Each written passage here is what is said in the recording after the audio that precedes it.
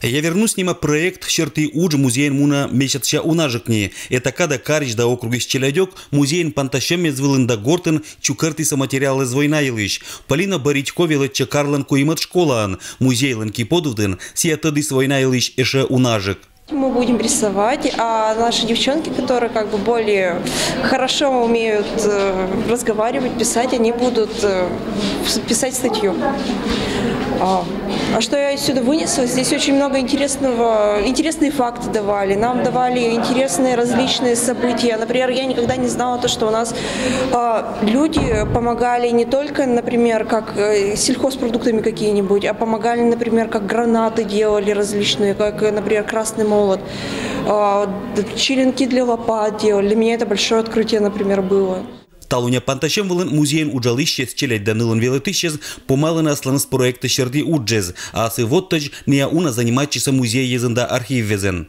Участники нашего проекта на заключительном сегодня уже занятии познакомятся с творчеством писателей компермятских, тех, кто был на фронте, кто воевал, кто работал в тылу, что же они думают об этом. И вот эти работы, очень важно, чтобы они получились эмоциональными, искренними, и чтобы они заняли достойное место на нашей выставке рядом с фронтовыми реликвиями, которые хранятся у нас в музее. Войналан тема черты ыджит уд ночья Кувинская школа. Светлана Щукина аслас велетычки подутын ыджит интересен кошис аслас роднялыш в ужжез. Я для себя очень много узнала о своем прадедушке. Мне много рассказывала его дочь, его внучка. Показывали разные документы. А вот эти занятия, которые здесь проводились в музее, они насколько тебе помогли? Я только на одном занятии была, и там мы тоже работали с воспоминаниями, и там рассказывали, что было на войне. И читая эти воспоминания, представлялось чуть-чуть. У нас в школе открывается экспозиция по участникам Великой Отечественной войны, которые которые родились, выросли и в нашем селе, в селе Кува, плюс которые учились в нашей школе.